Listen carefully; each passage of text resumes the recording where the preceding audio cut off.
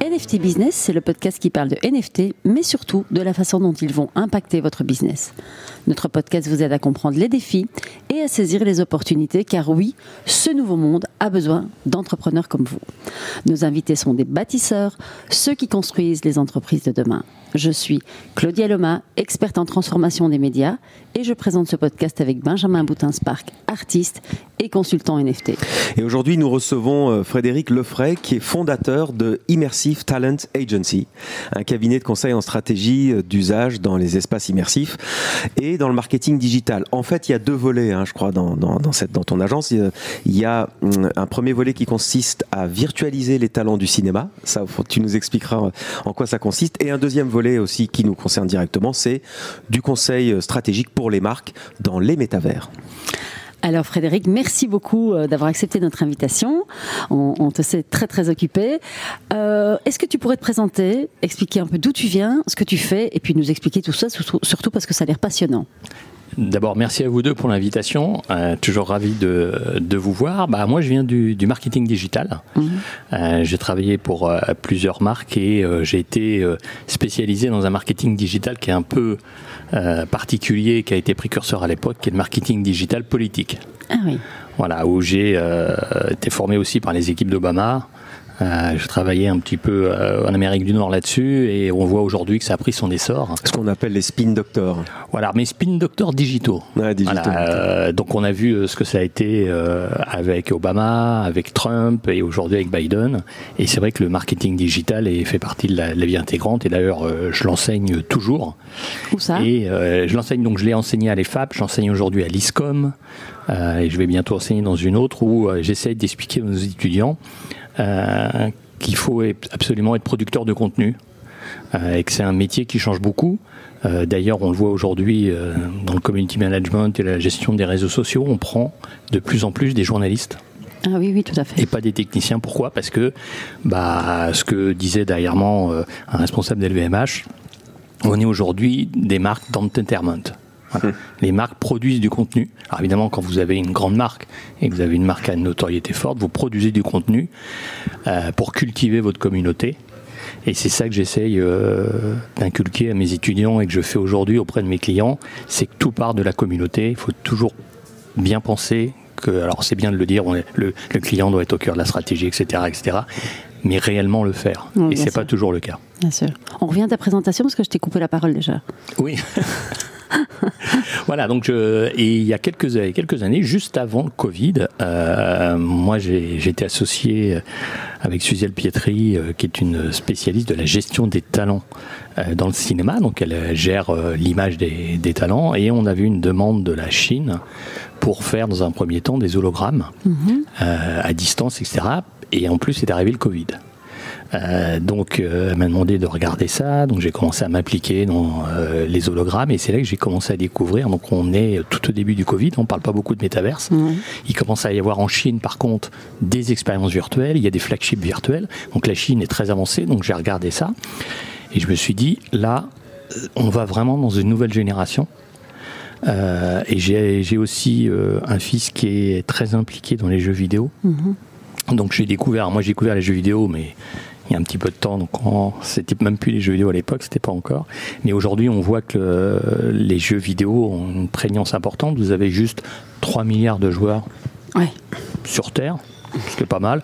Et puis, il y en a juste 20%, 1 sur 5, qui tous les jours achètent un avatar, achètent un vêtement pour leur avatar. Ouais, dans les 3 milliards, il y a aussi moitié homme, moitié femme. Oui, c'est ça. Et à l'époque, moi, quand j'ai commencé les jeux vidéo, on était plutôt hommes. Aujourd'hui, en plus, ce qui est vraiment passionnant avec la génération Alpha et Gen Z, qui aujourd'hui sont intéressés évidemment par ce dont on va parler, le métaverse, c'est que tout simplement, cette génération-là, nous, quand on jouait aux jeux vidéo, on jouait tout seul devant un écran. Aujourd'hui, ils jouent en réseau. C'est-à-dire que moi, la première fois que je voyais mon fils jouer en réseau, il discutait pendant une partie sur Minecraft d'autres choses. Ils parlent de leur soirée, de leurs copains, puis d'un seul coup, tiens, attention, il y a un truc là, etc. Et en fin de compte, c'est devenu un réseau social à part entière. Alors évidemment, extrêmement lié avec Discord, parce que l'un ne va pas sans l'autre. Et on voit cette appétence, cette gamification, et on le voit maintenant, on voit la gamification dans la formation, dans la relation client. Et donc, c'est quelque chose qui a impacté fondamentalement le marketing.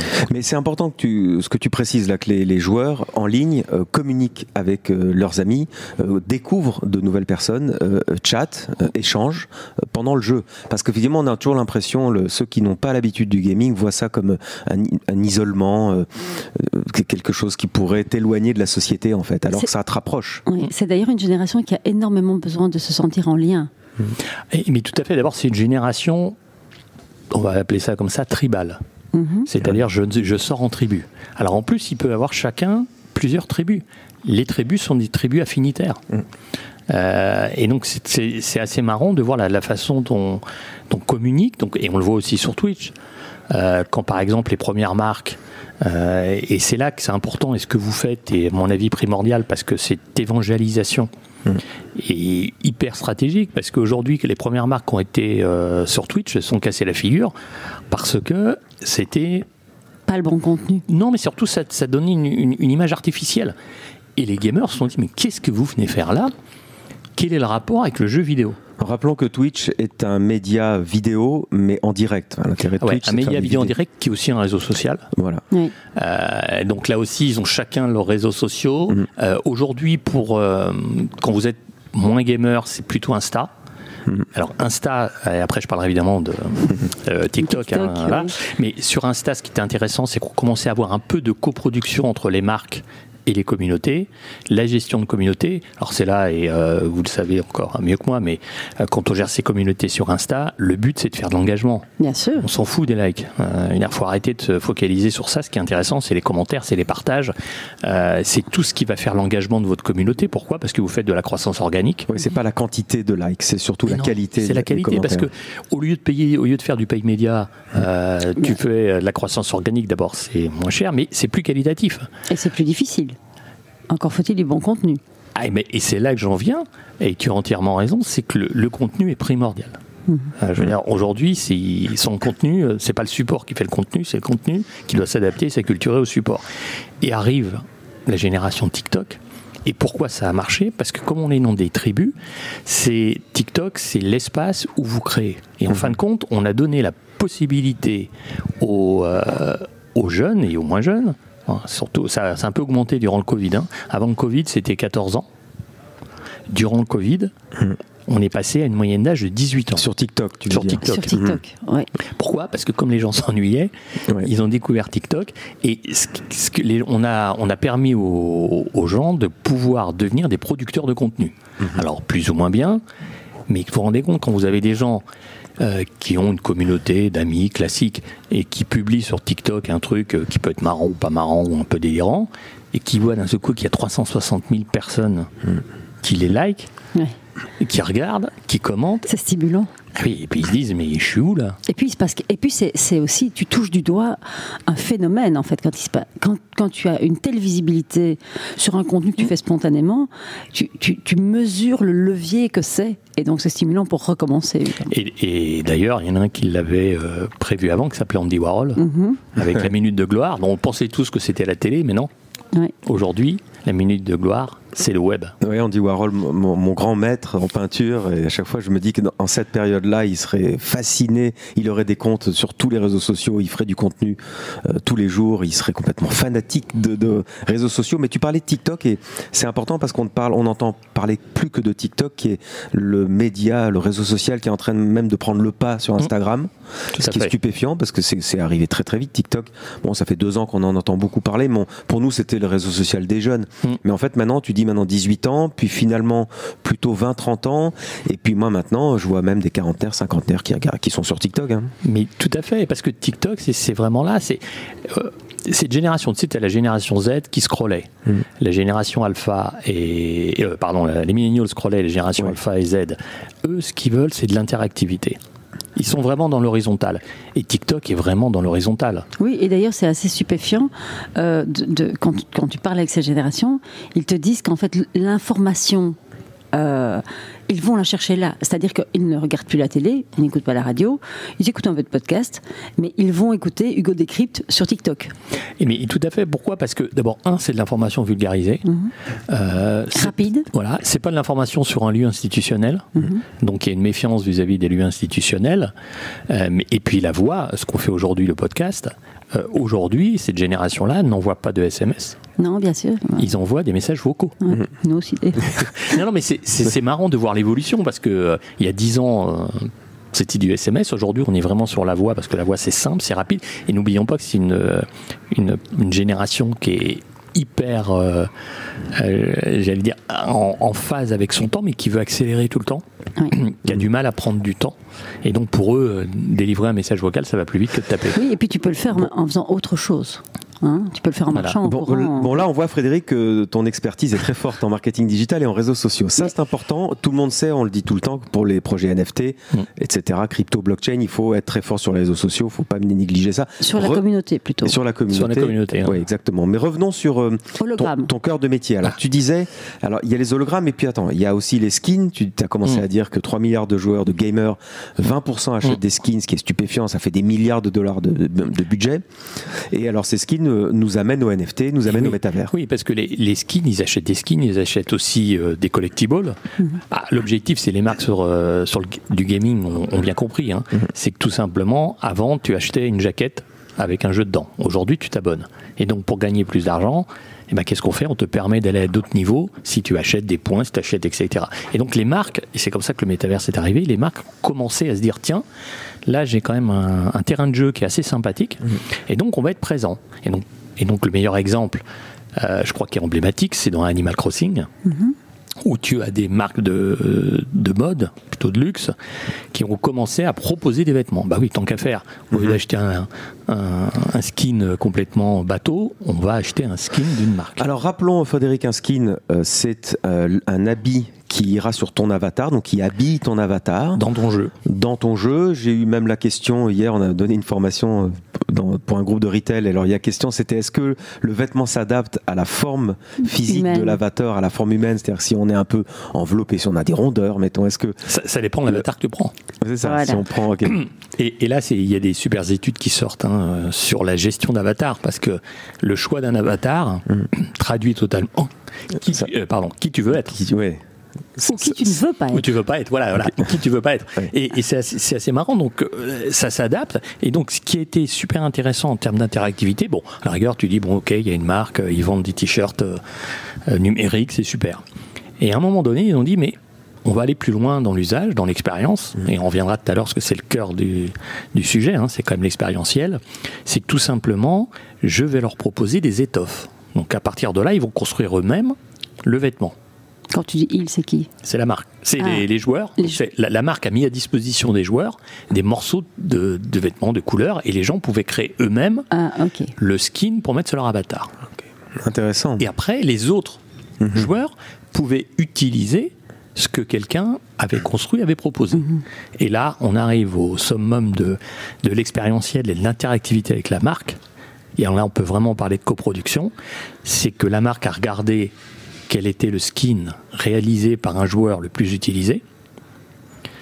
Ils ont contacté le joueur et ils l'ont dit, on va le créer en vrai, dans nos boutiques, et on va te verser des royalties. Alors moi, ce que j'aime bien dans ta phrase, c'est que tu as parlé de co-création. Et on se rend compte que c'est un mot qui revient souvent, qui est associé donc au Web3 dans les stratégies de marque, en lien avec la communauté, et ça je pense que c'est quelque chose à développer, c'est que les gens, la communauté a besoin de se sentir appartenir à la marque et d'avoir le droit de co-créer quelque chose. Eh bien tout à fait, et moi je vais même plus loin parce que je dis qu'il faut créer une religion de la marque. C'est-à-dire que carrément on a affaire, alors on peut prendre aussi l'exemple du sport avec les socios dans les clubs de foot, c'est-à-dire que vous êtes actionnaire de la marque, mais je parle pas financièrement, là je parle bien de la relation que tu as avec la marque, donc tu veux être actionnaire de la marque, et surtout tu veux interagir sur la marque. Je ne suis plus uniquement un client où je gobe les messages, les produits, je veux pouvoir interagir. Pourquoi ? Parce que je veux de la personnalisation. Je veux être considéré, je veux de la personnalisation, et même si je suis fan des marques de luxe, comme le sont beaucoup de jeunes, ils vont se dire, mais moi j'ai un truc, et les autres l'ont pas. C'est cet objet de rareté que je cherche et d'unicité que je cherche. On a reçu d'ailleurs Karen Jouve, qui a lancé une agence marketing digital aussi, et qui a signé avec le Toulon Rugby Club pour émettre des tokens basés sur Chiliz. Chiliz, qui est cet écosystème de fan tokens. Donc je crois que le PSG l'utilise aussi, et ça permet aux fans de clubs, de sport, de suivre, même d'interagir, de proposer, pourquoi pas, oui, on a de plus en plus des maillots. Et c'est exactement ça. Et donc ça marche tous les secteurs. Alors, c'est surtout les secteurs où tu vas avoir une fanbase. Ouais. L'objectif, c'est de faire grandir ta fanbase. Mais qu'est-ce que tu considères comme la fanbase? C'est-à-dire qu'une marque de luxe qui a une communauté sur Instagram, par exemple, tu considères ça comme une fanbase? La fanbase qui achète. Ok, donc plutôt le mailing list client. Voilà, okay. C'est plutôt ta base client qui est la plus... Mais l'objectif, évidemment, c'est de la faire grandir. Oui. Et l'objectif, c'est de les amener. Parce que tu as des gens qui peuvent aimer une marque de luxe, mais qui n'ont pas forcément les moyens. Et l'objectif, c'est petit à petit de les faire amener sur des produits pour qu'ils deviennent aussi des ambassadeurs. Un peu comme vient de faire le printemps. Le printemps vient de faire une action où, quelque part, on sent que ce qu'ils veulent, c'est prendre la main de leurs clients existants et de les amener un peu plus vers le digital. On n'y est pas tout à fait, mais on y est déjà un peu.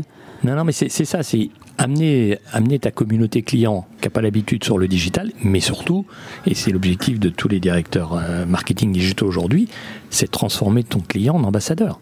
Ça veut dire c'est lui qui va aller te ramener des nouveaux clients. Pourquoi ? Parce qu'il est content de la marque. Parce qu'il est engagé. Il est engagé, il est content de l'expérience qu'il a vécue avec la marque. Et c'est là qu'il faut aussi faire très attention, que ce soit avec le métavers, que ce soit avec d'autres choses. C'est évidemment en rupture de promesse. Moi, j'ai des exemples fantastiques où tu fais une super campagne sur le digital avec une ambiance, une atmosphère, un truc fabuleux. Et tu arrives au taux de conversion de la vente en physique, c'est-à-dire dans les livraisons, ça s'appelle le dernier kilomètre, mais là, donc tu arrives devant la vendeuse, tu es super content, tu as une super ambiance digitale, et là, ton parfum, donc, toi tu l'as vécu, et on te dit, vous voulez petit ou grand flacon?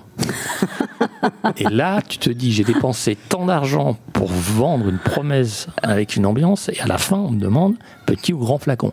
Pourquoi ? Oui, ou on te dit, il y a rupture de stock. Rupture de stock. Pourquoi ? Parce qu'on oublie toujours le dernier kilomètre. Le dernier kilomètre. Et c'est pareil dans le méta. Si j'offre une super expérience, et on en parlera tout à l'heure, mais forcément c'est relié à de l'IRL. Alors c'est assez marrant parce que... IRL, in real life. Voilà. Et c'est assez marrant parce que dans l'acronyme anglais, on ne dit rien, mais en français... Irréel, oui. Ça fait irréel, alors qu'enfin, quand on parle de irréel, c'est toujours assez savoureux de voir ça. Mais si tu fais une super ambiance, super promesse, une super expérience, et qu'après tu vas en magasin, et que tu ne retrouves pas le même concept, ou la même dimension. La même dimension, là, il y a une rupture de promesse. Alors, je rebondis sur ce que tu dis, parce que ce que j'aime bien, c'est que enfin, on a quelqu'un qui met le doigt dessus, c'est que le métaverse n'éloigne pas de la vraie vie. Le métaverse peut ramener dans la vraie vie. Et en fait, nous, on est confrontés à des marques qui pensent qu'en fait, c'est une rupture totale et qui ne vont plus vivre du tout dans la vraie vie et qui vont tout faire dans le métaverse. Et nous, on leur dit, mais non, pas du tout. En fait, c'est comme les réseaux sociaux, ça vient renforcer l'expérience dans la vraie vie et comment la réfléchir à 360 de façon holistique. Donc, super de l'avoir. Mais c'est ça, c'est vraiment 360. Ce sont des espaces de relais de croissance et qui sont complémentaires à ton activité principale. Et ça marche des deux côtés. Ça veut dire que ton physique peut t'emmener vers le métaverse, et notamment avec les NFT en magasin, que tu peux avoir une expérience, mais tu peux aussi avoir le métaverse qui te ramène vers le physique. De toute façon, il ne faut pas dissocier les deux, parce que en ce moment, dans le métaverse, il y a un peu de monde. Moi, j'estime toujours qu'on est en 1995, début de la première marque qui s'est mise sur un site internet. Par rapport à l'histoire d'Internet, on est dans notre histoire en 95. En 95. Je pense qu'on va avoir une réduction entre 95 et 2022, ce qu'on vit aujourd'hui, jusque sur le Web 2.0. Mais sur le Web 3... Ça va aller plus vite. Ça va aller plus vite, parce que la techno... déjà, moi, c'est la première fois, j'ai un petit peu d'expérience, parce que c'est la première fois que je vois une accélération aussi rapide des usages en si peu de temps. Et des développements, des applications et des... Oui. Souviens-toi, Frédéric, en 95, j'étais là, je suivais l'arrivée de l'Internet. Les gens n'avaient même pas d'ordinateur chez eux. À la maison. Ça a même boosté la vente d'ordinateurs. L'Internet a boosté la vente d'ordi. Mais on avait une chance, parce qu'il faut quand même de temps en temps être un peu cocorico, mais on avait eu le Minitel avant. Et que ça avait familiarisé l'usage. Et on avait 4-5 millions de personnes qui utilisaient déjà un Minitel, ce qui était quand même l'ancêtre d'Internet. Et c'est ça qui a permis aussi la croissance extraordinaire en France. On est quand même le pays qui utilise le plus en Europe Internet. Pourquoi ? Parce qu'on a une Minitel. Ouais, je suis ravi d'ouvrir cette parenthèse avec toi. Minitel, créé dans les années 70 et en 1982, 50 millions de Français avaient un petit ordinateur avec un beau clavier connecté à la prise du téléphone et un modem qui les mettait sur un réseau international, enfin national en tout cas, un réseau de télécommunications. Bon, quand vous parlez de ça, moi je suis belge, j'ai l'impression que vous êtes deux vieux dinosaures. Alors, revenons au métavers. Donc Frédéric, toi, de manière très concrète, je sais que dans ton agence, tu proposes des prises en main, mais très concrètes, avec des casques Oculus, avec des immersions dans les métavers. Donc toi, tu évangélises. Oui, on fait plusieurs choses. C'est-à-dire que pour pouvoir accompagner dignement un client sur une stratégie métaverse, je leur dis d'abord, je vous explique les enjeux, mais par contre, vous ne pouvez pas prendre de décision tant que vous n'avez pas mis les pieds dedans. Ah, oui. Donc, on fait ce qu'on appelle des learning expeditions, c'est-à-dire qu'on les emmène voir tous les univers. Et moi, je veux qu'ils le fassent concrètement, pas une vidéo. C'est-à-dire, je les mets derrière un ordinateur et avec leurs petits doigts, ils vont rentrer. Et c'est là que j'ai des questions de directeurs de marketing, dont je ne dirai pas dans quelle marque, mais qui me disent mais pourquoi, sur Decentraland, on est obligé de marcher ? Oui. C'est vrai. Et ça sert à quoi de marcher pour aller dans un endroit ou un autre ? Pourquoi vous me faites monter les escaliers ? Mais ça sert. Mais j'ai dit oui, mais c'est le principe du gaming. Oui. Le principe du gaming, c'est justement ça. En fait, tu les ramènes à un état enfantin. En fait, ils posent des questions très basiques. Mais oui, parce qu'ils n'ont pas forcément l'habitude du gaming. Et puis quand on leur fait un expedition qui a déjà été sur Metaverse, que l'appareil ils ont lu partout, donc ils sont pour eux spécialistes. Personne ne lève la main. Moi, je dis alors d'abord on va y aller. Et quand ils découvrent, ils font « Ah, c'est ça !» Je dis « Oui, comment vous voulez prendre la décision de recourir à telle ou telle agence, de garantir la qualité qu'on va vous proposer des actions, si déjà, vous n'êtes pas acculturé, il faut comprendre la culture. » Et c'est alors ce que vous faites avec vos propositions et vos accompagnements, mais ce que vous faites aujourd'hui avec le podcast, c'est hyper important. Il faut que les gens, d'abord, s'acculturent. Avant de commencer à partir dans tous les sens, comment ça fonctionne, et on leur fait voir aussi comment on crée un NFT, à quoi ça ressemble, parce que bon, facile de dire que c'est un pixel, mais concrètement c'est où, c'est quoi, et les avatars, parce que les avatars, il y a plusieurs types d'avatars. Il y a l'avatar Roblox, vraiment hyper carré, il y a l'avatar Decentraland ou Sandbox Decentraland qui est un peu plus réaliste, et après on a d'autres avatars qui sont hyper réalistes. Oui, tout à fait. Et notamment là, on travaille avec une grosse agence qui s'appelle Stage 11, où vous arrivez, donc vous avez un avatar très réaliste, un peu comme dans Matrix, le jeu, où on a du mal à différencier Keanu Reeves acteur et Keanu Reeves avatar. Et l'objectif avec l'intelligence artificielle, c'est qu'on vous fait, alors ça prend du temps, c'est pas une journée, mais on va vous demander, par exemple, à une actrice de feindre la jalousie, de feindre l'énervement, et donc on va capter l'image de ses yeux. L'émotion. Et l'émotion, on va le remettre, et en fin de compte, les mots avec l'intelligence artificielle vont être liés à l'émotion. Ah, donc l'avatar, quand il va dire qu'il est en colère, on va avoir les yeux qui vont bouger comme si la personne était en colère. Donc ça c'est vraiment le Web3 dans 2-3 ans qui va arriver. Mais aujourd'hui, on a une appétence de ces deux générations, Z et Alpha, de pouvoir aller sur des espaces immersifs, mais pas pour singer la réalité d'un magasin. Non, bien sûr. La génération Z sont ceux qui ont 20 ans aujourd'hui, Alpha sont encore les 15. Les 15 ans. Alors donc tu dis deux choses importantes que les gens oublient. Decentraland, donc, les métavers dits traditionnels en deux dimensions, type Decentraland ou Sandbox, sont sur l'écran, donc en deux dimensions simplement. En revanche, il y a des métavers avec casque Oculus, c'est-à-dire le casque intégral, où alors on est immergé dans le monde. Comme Horizon World. Comme Horizon World de Facebook, ou Alt VR. Voilà, moi j'ai testé Horizon World, mais celui qui vient de sortir aux États-Unis. Oui, où on peut travailler des réunions virtuelles. Voilà. On voit tout de suite le champ des possibles. Ah oui.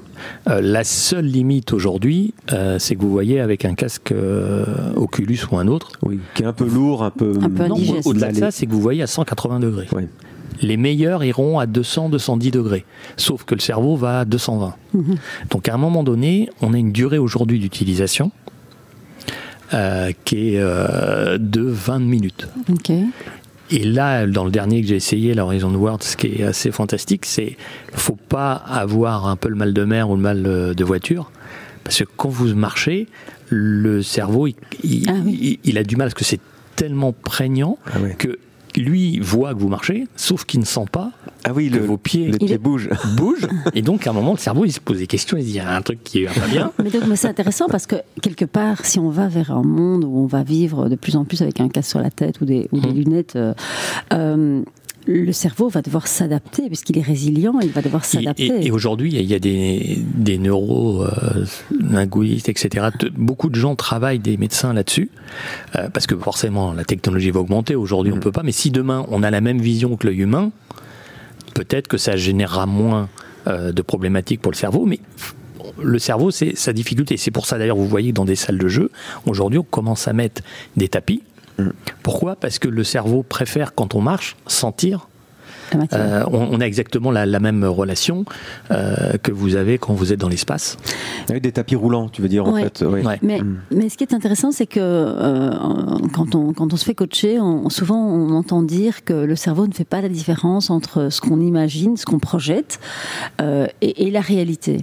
Et donc on pourrait travailler sur, par exemple, les croyances limitantes des gens, ou sur la perception qu'ils ont d'eux-mêmes, en les plongeant dans une réalité virtuelle pour travailler sur la croyance. Mais tout à fait, parce que d'autant plus que le cerveau ne peut fonctionner grâce à des capteurs qui s'appellent les 5 sens. Ouais. Et donc c'est ça qui lui permet d'alimenter. Et ce qu'il faut, c'est que ça soit cohérent.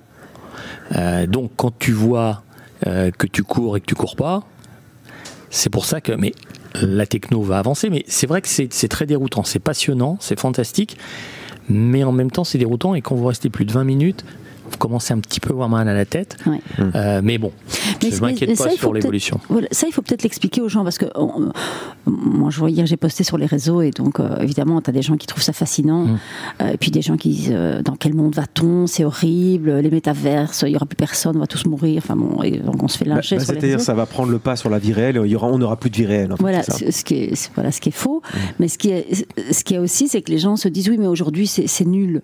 Mais en fait, c'est pas comme ça qu'il faut voir les choses. Il faut voir le phénomène émergent et vers quoi on va, et se dire que ça va, évidemment, tout ça va se fluidifier, s'améliorer, l'expérience va être beaucoup plus agréable. Oui, parce qu'aujourd'hui, graphiquement, c'est très simpliste. En fait, c'est ça que tu disais. Ce sont ce qu'on appelle des voxels, des pixels en 3 dimensions, mais tout ça est très proche des jeux vidéo d'il y a 20 ans encore. Ouais. Donc, mais moi, quand vous regardez, et là, je vois aujourd'hui, je vois des expériences qui sont en train d'être faites pour des marques, quand on voit le jeu, qui est quand même le jeu de référence Matrix.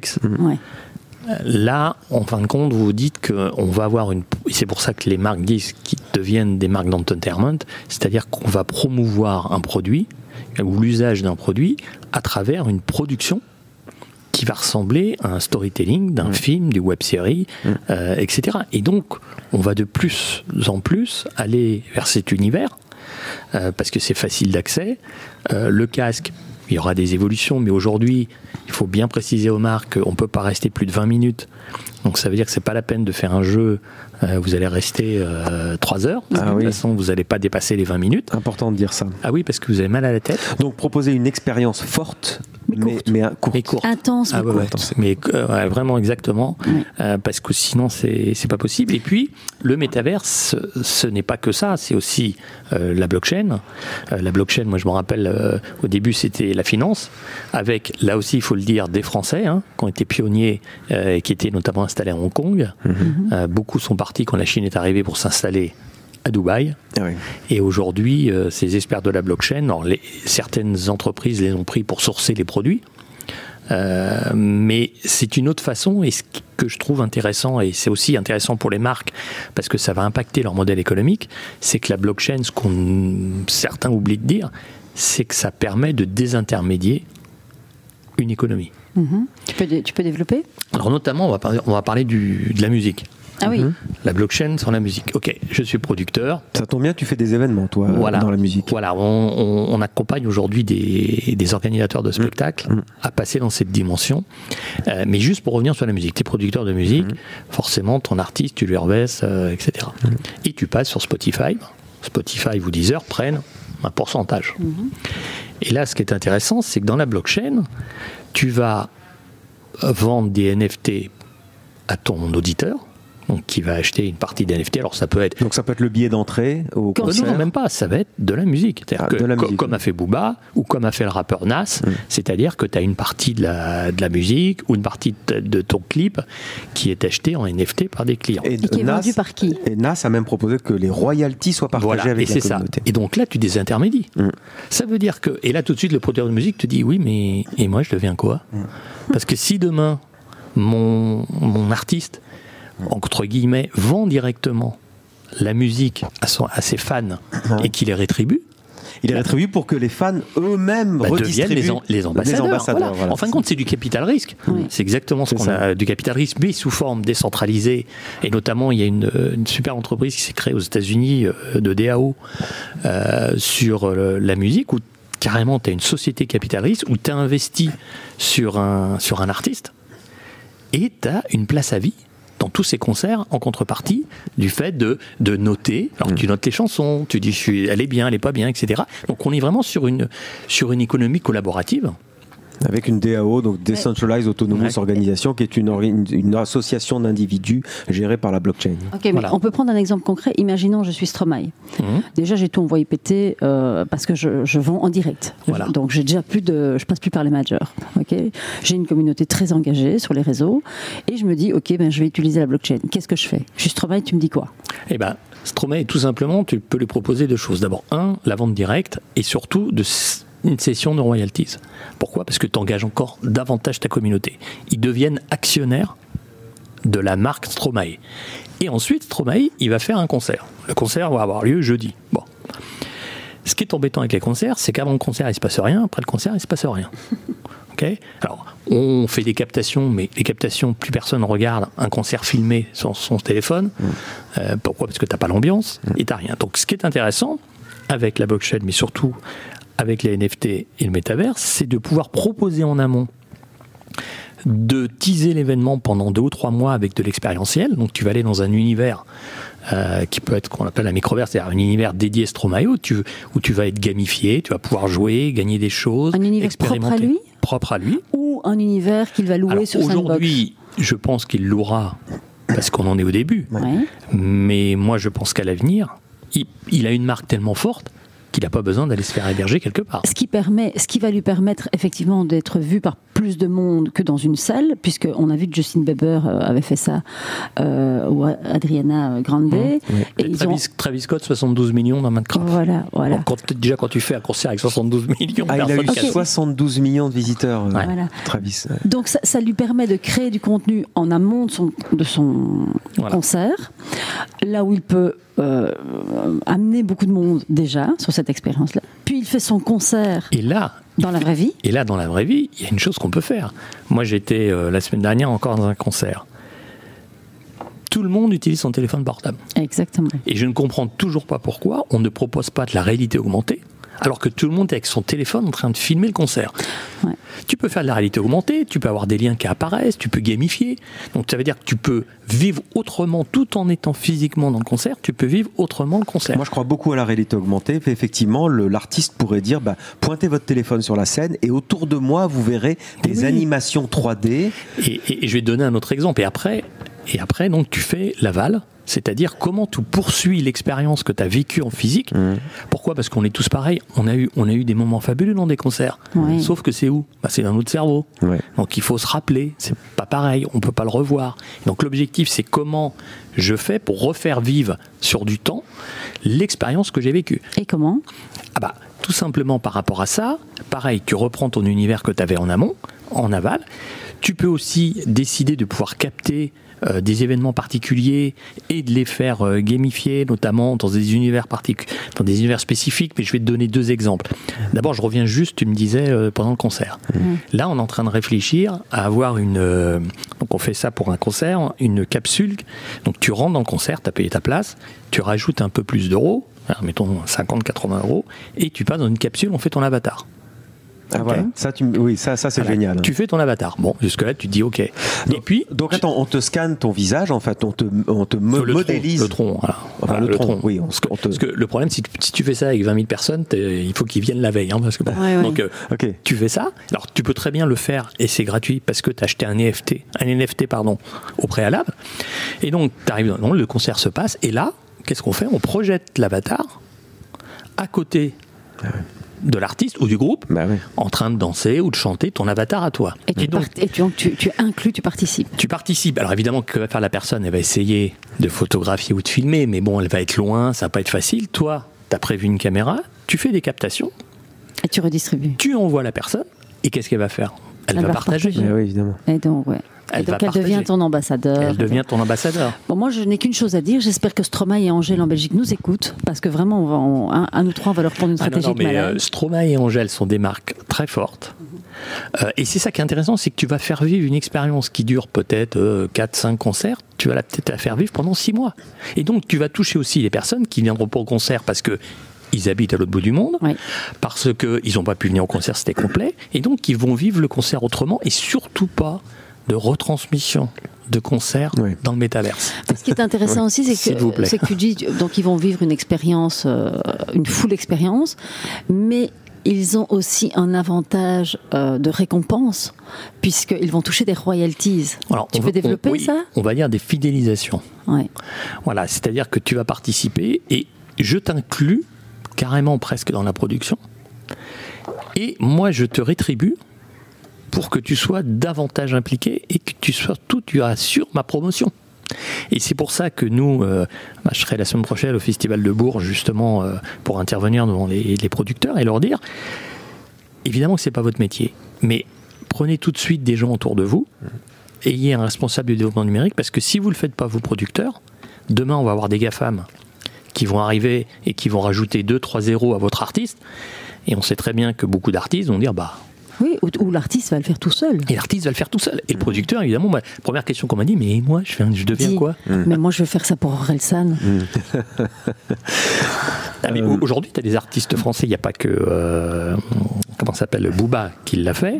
Il y a plusieurs artistes qui commencent à faire du NFT. Tu as Pianity, où tu peux mettre des expériences. On en est au début. Mais ce qu'il faut, et moi, c'est pour ça que je parle de stratégie d'usage, je sais qu'on partage cet objectif, c'est que on n'est pas là pour l'effet waouh. C'est-à-dire, moi, accompagner un client juste pour lui mettre des flonflons, des trucs qui brillent partout. Alors là, c'est bien, parce que la première fois que vous venez, vous faites « Ah ouais, c'est sympa et tout. » il n'y a pas d'utilité, mais c'est sympa. Et vous ne revenez pas. Et comment vous voulez construire un modèle économique, parce que le but, c'est aussi de monétiser à un moment donné. Si vous voulez monétiser, il faut que les gens soient des repeaters. Il faut que les gens aient envie de revenir. Pour avoir envie de revenir, il faut qu'il y ait une utilité et du sens, comme tu le disais justement hier. Tout à fait. On peut dire aux marques aussi que, tu vois, on suivait l'expérience du printemps, le grand magasin, qui s'est associé à un artiste visuel, qui a fait des tableaux qui ont été transformés en NFT, et Printemps dit, si vous achetez des objets chez moi, vous recevrez un NFT d'artiste. Et on peut dire aux marques, associez-vous avec des créateurs, des artistes, organisez un concert comme ça, qui valorisera aussi votre marque. Mais j'ai une question. Ce que tu expliques avec Stromae et Orelsan, tu pourrais tout à fait le faire pour un artiste. Imagine, Benjamin Spark à côté de moi, artiste. Aujourd'hui, ses clients, ils voient les œuvres dans des vernissages. Quand le vernissage est terminé, soit ils ont acheté une œuvre et ils rentrent chez lui. Voilà. Aujourd'hui, ils peuvent acheter un NFT, mais on pourrait imaginer de plonger les fans de Benjamin ou de n'importe quel artiste peintre d'ailleurs dans un univers d'ateliers virtuels où ils vivent une expérience avant vernissage, après vernissage, avec une œuvre physique chez eux, une œuvre virtuelle sur leur ordi ou leur téléphone. Et donc, ce que je veux dire, c'est que ta mécanique, elle ne s'arrête pas aux musiciens. Elle marche pour les musiciens, elle marche pour la mode, elle marche pour le parfum, elle marche pour la beauté, pour tout ce que tu veux. Mais sur l'artiste, tu peux faire des trucs énormes, parce que en physique, tu peux très bien inviter les gens avant un vernissage à venir dans l'atelier et aussi essayer de peindre, essayer de coproduire. Et là, dans un univers virtuel, tu peux gamifier, tu peux participer. Certes, c'est pas l'œuvre de l'artiste, mais tu auras pourquoi pas contribuer, pourquoi pas avoir des idées. Et là, sur les chansons, aujourd'hui, il faut savoir qu'on a des sites qui te permettent par exemple, d'avoir des bouts de... C'est async, sur async.art, c'est ça? Non, c'est un autre où tu as, ce que je vais venir, c'est sur l'électro. Ah, l'électro. Parce qu'on travaille aussi beaucoup dans l'électro, et que tu as des extraits de samples. Donc en gros, c'est des sons prémixés que n'importe quel DJ ou n'importe quel individu peut utiliser pour faire ses mixages. Ah oui, oui. Sauf que demain, tu vas peut-être pouvoir acheter un bout de mixage de Gavi Guetta, de Joachim Garraud, tu vas pouvoir mélanger, donc tu coproduis. Exactement. Mais donc, en fait, quand je réfléchis, ça pourrait même être intégré à des stratégies de marque où je reprends la mécanique, c'est pas pour parler du printemps, mais c'est pour parler de la mécanique. Donc l'idée, au printemps, ils ont créé donc une expérience qui n'est pas immersive puisqu'elle est en 2D, pour vendre des produits physiques. Si tu achètes un produit physique, tu as le droit de participer au drop qui te donne accès donc à un NFT, mais le NFT, finalement, là, tu l'aimes ou tu l'aimes pas, et si tu n'aimes pas, tu l'achètes pas. Voilà. Mais si à un moment donné, on avait poussé l'expérience plus loin et de dire, ok, mais si tu achètes le NFT, tu entres dans l'univers de l'artiste et tu rentres dans son atelier et tu peux peindre le tableau avec lui. Mais tu as entièrement raison, et c'est pour ça que moi, je me base sur les stratégies et qui doivent être sur du moyen terme. On est sur de 2-3 ans, c'est pas demain matin, je fais ça. Une des stratégies qui a vraiment pour moi été la plus aboutie, qui a vraiment été pensée à 360, et personne ne pensait que ça allait être ça, c'est quand même les internationaux de tennis d'Australie. Ah, explique. Où, alors évidemment, avant et après, tu avais des after-work dans des Centraland, etc. Mais le truc le plus marrant sur le NFT, et qui est le plus intelligent, c'est qu'aujourd'hui, tu sais que tu numérises, tous les terrains de tennis sont numérisés pour les fautes. Ah oui. Donc tu vois que la balle, elle a touché, pas touché. Et donc, ça veut dire que le terrain est quadrillé. Tu achetais un NFT, et en contrepartie, tu choisissais une case, comme le loto de nos grands-mères, tu choisissais une case sur le terrain. Comme la bataille navale, la case A12. Voilà, si pendant l'échange, la balle tombait là-dessus, tu gagnais un NFT d'un artiste, donc qui avait décoré une balle de tennis, etc., etc. Mais surtout, tu gagnais la balle de tennis dédicacée par un des joueurs. Et dessus, donc, ils avaient fait vraiment rentrer. Et ce que je trouvais intéressant, et ils ont fait d'ailleurs un livre blanc, ils ont tout expliqué leur stratégie à 360, et c'est ça qui est intelligent. Et pareil que tu disais l'exemple, sur une marque de retail, mais il y en a d'autres, mais il faut le penser 360. Par exemple, tu vois aujourd'hui Casino qui dit, voilà, moi je fais un jeu sur Roblox, et vous allez gagner des coupons. La seule difficulté, c'est qu'on a à faire face à une génération de gamers, une Gen Z ou de l'alpha, et je ne suis pas sûr que ce soit des clients de chez Casino. Et je ne suis pas sûr qu'ils prennent le coupon. Je ne suis pas sûr qu'ils prennent le coupon. Donc c'est là où il faut bien penser.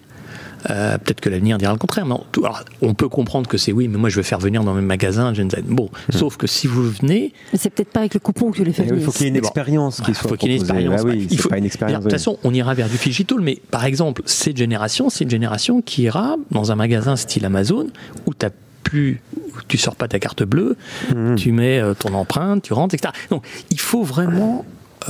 aborder à 360. Moi j'aime bien l'Open d'Australie parce que c'est comme so rare, c'est-à-dire qu'il y a des événements dans la vie réelle, des joueurs qui jouent, des résultats de foot, des résultats de tennis qui influent sur le jeu virtuel et qui influent sur la possibilité des NFT, etc. Mais tu le vois avec le e-sport.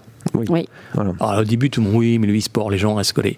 Et quand vous êtes dans une ville de province un samedi soir et que vous avez 4000 personnes dans une salle enfermée pour regarder des matchs avec des gens qui sont physiquement là pour faire du e-sport, et vous avez 4000 personnes qui applaudissent avec des t-shirts, etc. Des matchs de jeux vidéo. Si ça, c'est pas de l'interaction, donc on voit bien que l'interaction physique et virtuelle existe, c'est complémentaire. L'un ne va pas prendre le pas sur l'autre. Et heureusement d'ailleurs. Tout à fait. C'est passionnant. Ouais, c'est passionnant. D'ailleurs, alors nous, on t'a connu lors de conférences que tu donnes beaucoup sur la mode, le maquillage, la beauté. Je sais que tu es très demandé pour ça. J'aimerais bien avoir ta vision parce qu'on en parlait avec Claudia. Alors typiquement, la beauté, tu parlais du grain de la peau, très important, de virtualiser le grain de la peau pour pouvoir faire de la simulation de maquillage, etc. Et surtout, parce que moi j'ai pas mal travaillé avec des marques beauté, elles ont souvent une problématique, c'est qui est récurrente pour toutes, c'est le choix de la couleur de la teinte du fond de teint. Oui. Alors ça, tu l'as en réalité augmentée aujourd'hui. Oui. Tu as plusieurs logiciels qui te permettent de faire ça. Mais là, on est un petit peu loin du métavers, parce que si tu viens là-dessus, aujourd'hui, tu peux le faire sur un téléphone portable, tu peux le faire sur un site, etc. Ce qui est important, c'est d'arriver à jouer vraiment avec la marque, mais que ta gamification, évidemment, va mettre en exergue la plus-value du produit, ou l'originalité du produit, ou la démarche du produit. Ça, c'est quelque chose sur lequel il faut... En gros, et c'est pour ça que tout à l'heure, on parlait que vraiment, on a besoin de journalistes, mais on a besoin Pourquoi ça fonctionne, la gamification ? Parce que tu as un storytelling impliquant. Mm-hmm. C'est pas uniquement, tu veux y gagner 3 points. Non, c'est parce que tu as un storytelling, tu as une histoire. Et cette histoire, elle est jalonnée d'interaction avec la marque. Au fond, c'est le jeu. Tu veux dire que le jeu aide à construire une histoire, oui. Ouais. Évidemment, mais il faut pas que le jeu soit pensé bêtement en disant bon, ok, tu as fait 3 étages, tu as gagné un parfum. Oui, mais nous, dans nos présentations, on a un slide où on dit le game, c'est un médium. Et ça doit être réfléchi comme un médium avec un contenu adapté. Je souscris à 4000%. Ah, bon, c'est bien, j'ai gagné. C'est bien. Non, mais tout à fait. Et autre point qui est important que je dis à toutes les marques, bon, c'est bien, vous allez aller sur Métavers, je suis content, je vous accompagne et tout, mais attention, cohérence entre les paroles et la réalité. Et la cible. Mais pourquoi je dis paroles et réalité ? Sur la RSE. Vous ne pouvez pas d'un côté dire oui, alors moi je suis éco-responsable, machin, etc. Et de dire que je vais miner, que je vais avoir des gaz phys, etc.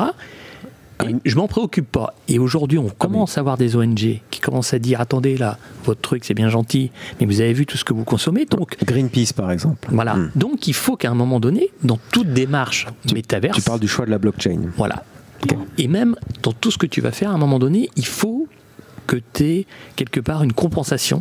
Alors que ce soit auprès d'une association qui va replanter, etc. Mais tu peux pas dire d'un côté, dans la vie réelle, alors moi, je suis plus blanc que blanc, moi je suis green à mort et tout, et puis te lancer en métaverse, que les gens vont dire, maintenant vous êtes bien gentils. Là. Non, mais vous faites quoi, comme Carrefour qui fait des NFT liés aux abeilles pour repolliniser, etc. Exactement. Et ça, c'est important, et ça fait partie. Et aujourd'hui, tu seras pas crédible si tu commences à dire, non, moi, je fais pas de compensation parce que je le fais déjà avec mes magasins, donc aucun intérêt. Et ça, c'est une dimension qu'il va falloir prendre. Une dimension extrêmement importante qu'il faut prendre. Il ne faut pas non plus que ce soit artificiel, c'est comme tout. Il faut que ça soit porteuse de sens. Oui, et puis ce que tu dis, on va dézoomer, c'est que tu as plein de marques qui arrivent qui disent on veut faire un projet internet, un NFT, on veut aller dans le métaverse. Mais en fait, ça se réfléchit d'abord de la base. Ok. Quels sont vos enjeux, quelles sont vos cibles, quelle blockchain on va prendre, et puis on déroule le projet. Et tu as raison. Et quelle utilité ? Et normalement, alors, c'est ce qu'on essaye et je sais que vous le faites aussi, mais c'est là-dessus qu'on se rejoint, c'est qu'on essaye de faire auprès des marques, c'est de leur dire, la décision de faire un NFT, la décision de faire un métaverse, ou de faire un avatar, doit être juste la conséquence d'une stratégie. Oui. Ou le prolongement d'une stratégie qui existe déjà. Exactement. Donc sur l'ultra-réalisme, parce qu'on en parle aussi souvent avec Claudia, il y a des métavers qui sont très liés au gaming, donc c'est très pixelisé, on va dire. Bon, c'est cet univers-là. D'ailleurs, ce sont des références que beaucoup de gamers apprécient énormément, ces références-là. Mais toi, tu dis pour les marques beauté ou pour celles dans la mode, par exemple, on a suivi les Fashion Week, on a vu qu'on pouvait créer son propre métavers qui était ultra, en tout cas, proche de l'ultra-réalisme. C'est clair. Ce qui rassure quand même beaucoup de gens qui cherchent quand même un fond de teint, qui cherchent une robe avec sentir la matière, sentir etc. Donc toi, tu confirmes et tu proposes ça aux marques, tu peux leur dire, allez vers l'ultra-réalisme parce que pour votre produit, il faut vraiment être pointu, il faut vraiment qu'on puisse sentir le réel. Il ne faut pas perdre votre cible. Non, faut que tu sois cohérent avec ton ADN. Et avec ton produit. Voilà, tu t'appelles Coca, évidemment, tu peux avoir des choses très pixelisées parce que tu es dans un univers plutôt festif, mais on l'a vu d'ailleurs dans la Fashion Week sur Decentraland. Il y a eu quand même 2 conséquences. La première, c'est que à un moment donné, tu dis ok, j'y vais, mais je vois juste des avatars qui défilent avec des robes. Ok. Bon. Bah d'accord. Évidemment, je peux pas aller moi voir les défilés parce que c'est très réservé. Mais bon, là, ok, tu vois une fois, il n'y aura pas 2 fois. Donc là, je pense que ça manquait un peu. Et autre point, et qui est très important, et vous le disiez tout à l'heure sur la blockchain et d'autres choses, sur les choix, c'est la qualité technique. Oui. Quand tu vois, je vais reprendre l'exemple encore, alors là, il y a des gens pendant 30 minutes qui n'ont pas pu rentrer sur Decentraland parce que... Pas de bande passante. Mais surtout, c'est parce que dans certains univers, tu es obligé d'avoir un ordinateur de gaming si tu veux rentrer tout de suite et optimiser l'expérience. Oui, un ordinateur puissant avec une belle carte graphique, etc. Ce qu'on n'a pas tous, évidemment. Évidemment qu'on n'a pas tous. Et le pire, ça a été... Alors, le pauvre Meta... n'a pas eu de chance parce que d'abord ils font le premier concert de David Guetta le 31 décembre qui est un flop parce que tu rentres dans un univers, tu t'assois et tu regardes un écran avec la retransmission de quelque chose. Donc, utilité zéro. Et expérience zéro. Zéro. Alors évidemment, bad buzz dans les 2 secondes. Et ils refont un autre concert avec un groupe de rock américain, 13 000 personnes sont inscrites. Tout le monde dit pas mal. Entre 45 et 90 minutes pour rentrer dans la salle de concert. Alors les gens ont dit, je ne vais pas avoir un concert dans le métaverse pour avoir les mêmes problèmes qu'en réel. Déjà. Oui, la bande passante faisait que c'était bloqué. En fait, ça buguait. Ouais. Et après, ceux qui sont rentrés, au bout de 15 minutes, ils se sont fait jeter du concert parce que techniquement, ils ne pouvaient pas prendre autant de personnes. Chacun son tour, c'était ça. Donc tu te dis, mais c'est là que c'est important. Oui, mais ça va s'améliorer. Oui, mais ça veut dire qu'il faut prendre en considération la techno. Alors je sais que la techno, c'est pas le truc le plus sexy, le plus sympa, parce que tu fais tes stratégies, t'es content, c'est bien huilé, mais derrière, si la techno ne suit pas... Il faut un vrai partenaire, il faut un bon partenaire. Voilà. Il faut vraiment un très bon partenaire techno et qui te garantit, quitte à limiter l'accès, mais si tu fais rentrer les gens, tu peux pas avoir une expérience décevante. Ce n'est pas possible. Et puis parfois, quand tu connais les contraintes de la techno, tu peux les utiliser et faire un truc hyper exclusif, et donc ta faiblesse devient une force. Et n'oublions pas non plus que la blockchain, alors on verra après les aspects, mais c'est aussi de la data. Parce que tu sais qui est venu. Mais c'est un peu contraire à l'esprit du Web3. Oui, mais contraire à l'esprit, mais la réalité, elle est aussi là. Parce que tu sais qui vient. Si par exemple, tu sais qui reste. Si tu as un jukebox et que tu mets des musiques, tu sais exactement où il aura cliqué, ce qu'il aura fait, etc. Donc il va y avoir une problématique data. Parce que pour l'instant, la RGPD dans le métaverse, je ne sais pas, il y a beaucoup on n'y est pas encore. Deuxièmement, tu vas avoir aussi des problématiques. Mais pareil, le droit va aller très vite parce que je sais que la DLF, donc la Direction de la législation fiscale, est en train aussi de réfléchir sur les cryptos et la monétisation à l'intérieur d'un espace métaverse. Tu vends. Alors, la TVA, on est en France, pas en France. Voilà. C'est vrai, c'est une problématique c'est des énorme. trucs tout bêtes, mais nous, on le voit aujourd'hui, par exemple, quand ils font des NFT de billetterie. Tu as des taxes spécifiques en France sur la billetterie de spectacle. Mais si je rentre sur un espace dont la société est à Dubaï... Oui, bien sûr. Et puis les NFT ne sont pas encore qualifiés juridiquement. Voilà. Est-ce que c'est des actifs numériques? Est-ce que c'est de l'art? Est-ce que c'est etc. Voilà. Ça, on sait même pas. On voit que ça va vite. La première banque française vient d'accepter la crypto. Aujourd'hui, tu peux commencer à acheter des NFT uniquement avec ta carte bancaire sans avoir de crypto. Donc on voit l'accélération. Moi, je conseillerais d'abord de commencer par avec la stratégie, mais d'abord de faire du test and learn. On est dans un univers où tout est possible, du bon côté comme du mauvais. Et donc, le plus simple dans un premier temps, c'est vraiment les NFT associés à de l'IRL, donc à une expérience, pour commencer à tester, commencer à apprivoiser le secteur. Après, de pouvoir, grâce à ces NFT, avoir des collectibles que tu peux utiliser avec ton avatar dans un univers. Là, nous, on travaille avec un retailer. Dans un premier temps, c'était de dire, ah oui, moi, je veux absolument ma boutique dans le métaverse. Mais j'ai dit, oui, mais on va mettre la boutique dans le métaverse, il n'y a personne qui va venir acheter. Quel intérêt? Donc, il faut reprendre l'ADN de votre marque et de voir comment on peut la conceptualiser dans le métaverse pour la gamifier. Et faire une expérience. À un jour donné, à un moment donné. Mais voilà. Quand tu dis les collectibles, c'est intéressant. En fait, tu parles de profile picture parce que bien souvent, on associe ces petites imagettes. Alors, les collectibles les plus connus, c'est les CryptoPunk et les Bored Ape qui font hurler beaucoup de gens en disant, mais c'est ça les NFT? C'est ça vos NFT? Mais non, ce sont des profile pictures. Donc, intéressant. J'ai vu que Snoop Dogg a fait ça. Il a émis des avatars, donc des profils picture un peu à son effigie. On peut acheter ça, on peut mettre ça sur Twitter en profil picture. Et puis, tu vois, par exemple, quand tu vas sur Decentraland, tu crées ton avatar, tu prends des vêtements. Demain, rien n'empêche une marque d'être présente à ce moment-là et de dire, ok, vous voulez prendre le pantalon, le jean, par exemple, pour mettre sur ton avatar.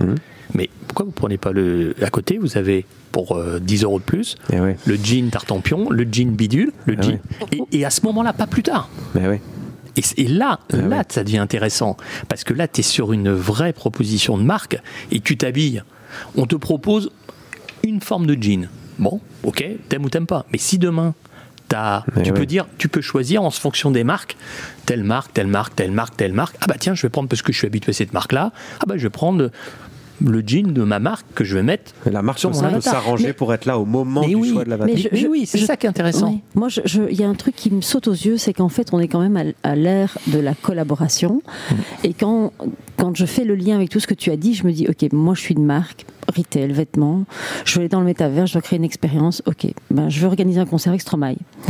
Et je vais créer des skins. Bon, l'exemple de Stromae est mal pris parce que lui a sa propre marque qui est Mozart, mais donc lui pourrait développer son business Mozart dans le métaverse en complémentation d'un concert virtuel. Mais je prends un autre exemple. Je vais chercher Angèle, qui n'a pas de marque propre à elle, ou je vais chercher Benjamin Spark. On crée des événements virtuels. Je propose à ma communauté de vivre une expérience avec l'artiste peintre ou avec le chanteur, et je vais développer des vêtements autour de cette expérience. Et en fait, c'est là que la collaboration prend tout son sens. Et c'est là que les influenceurs sont peut-être ailleurs que ceux qu'on connaît. Et tu peux aller encore plus loin. Tu parlais d'une marque de vêtements qui retail en France, etc. Oui. Eh bien, qu'est-ce que tu fais ? Tu fais un concours avec tes clients pour créer le futur jean. C'est pas vous qui allez le créer. Ah oui, tu associes ta communauté. Et ta communauté va proposer. Et toi, tu vas dire, moi, je vais faire en sorte que sur Sandbox ou Decentraland, quand tu vas mettre ton avatar, eh ben, certes, ça sera ma marque qui sera présente, mais je dirais partout que le vêtement que tu portes, c'est le vêtement d'un des clients qui l'a créé. Ah ouais, ouais. Et tu vas encore plus loin dans la proposition de collaboration. On a reçu Asher, ça me fait penser, le fameux Asher qui a développé Just Mining, une entreprise sur la simple idée d'un commentaire dans sa vidéo YouTube d'un quelqu'un qui le suit, et il a dit c'est lui qui m'a donné l'idée en fait. C'est juste génial. Attends Frédéric, j'ai une question sur le budget, juste rapidement, pour des marques qui nous écoutent. Est-ce que rentrer dans le métavers, une expérience où tu pourrais les accompagner, en termes de budget, on parle de quelque chose d'accessible pour une petite une PME ou c'est des gros budgets? Aujourd'hui, pour une PME, c'est compliqué. Ouais. Parce que si tu veux avoir... Bon, déjà, tu achètes le land. Ouais. Tu construis ton flat. Tu peux le louer.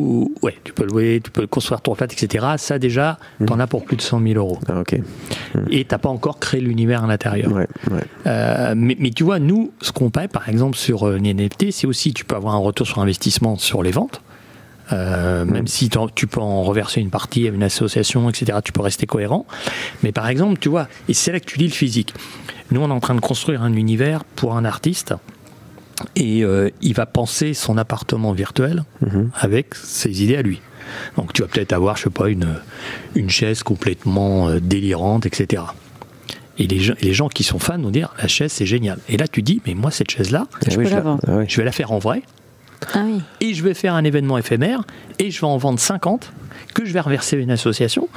Et quand tu es fan, tu es prêt à acheter une chaise complètement designée de l'artiste, et là tu fais réel et virtuel. Ouais. Donc c'est vraiment un champ des possibles.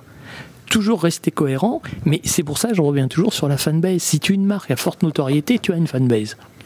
Si tu es une marque qui n'est pas très connu, c'est compliqué d'engager ta communauté. Oui, tout à fait. Très intéressant. Est-ce qu'on peut revenir sur les hologrammes ? Oui.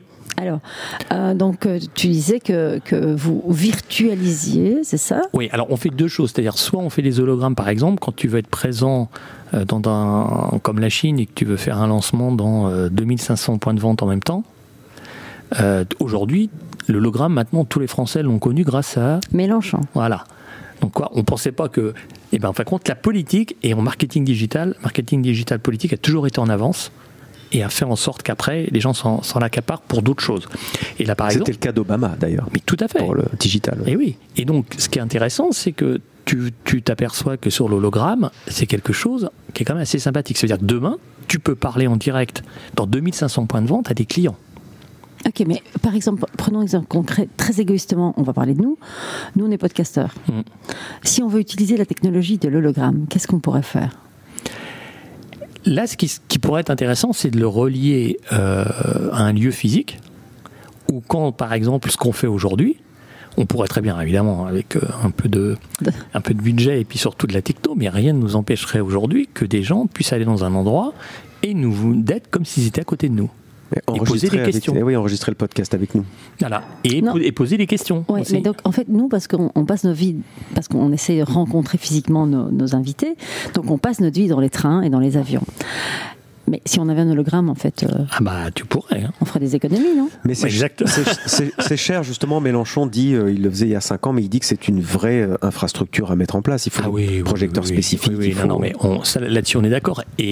Mais l'autre point qu'on fait, c'est que nous, on virtualise les talents du cinéma pour pouvoir après, quand par exemple, tu as une marque qui va faire un défilé ou qui va proposer une montre de luxe, et dans ce cas-là, tu vas dans un espace immersif, qui peut être le leur ou ailleurs, et tu vas voir la star qui aura autour du poignet la montre digitalisée. Aujourd'hui, toutes les montres de luxe, toutes les marques de montres de luxe sont en train de digitaliser l'ensemble de leur montre. C'est la star, c'est l'hologramme de la star qui portera la montre. Exactement. Et qui sera montre. Ou l'avatar. Ou l'avatar, oui. Ou l'avatar. D'accord. Toi, tu fais ça, tu modélises, la star vient chez vous, elle reste 1 heure, elle est prise en photo un peu plus.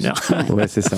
Ce qui m'intrigue, moi, c'est quelle est la demande des marques quand elles viennent te voir? C'est quoi leur objectif? C'est d'y aller pour y aller? Parce qu'en fait, pour tout te dire, nous, on est confrontés à ça, on a des marques qui viennent nous voir en disant, il faut vite, on veut aller dans les métaverses. Oui. Est-ce que c'est la même chose chez toi? Aujourd'hui, il y a un peu une course à l'échalote, c'est il faut y être. Alors, dans un premier temps, elles ont raison. Après, c'est de savoir comment. Pourquoi il faut y être? Parce qu'aujourd'hui, tu as un effet halo vis-à-vis des Gen Z et des alphas, c'est-à-dire que ta marque, tu vas la considérer comme moderne si tu sais qu'elle va sortir quelque chose dans le métavers, dans les NFT, dans les avatars, etc. Non, il faut qu'elle se positionne. Il faut qu'elle se positionne. Maintenant, toute la question est de savoir comment. Et c'est ça, et je te remercie encore de m'avoir invité et le débat qu'on a là, parce que ça fait partie aussi de l'évangélisation que vous faites, c'est-à-dire bien expliquer aux marques, ok, il faut y aller, on est d'accord, mais c'est un programme sur 5 ans.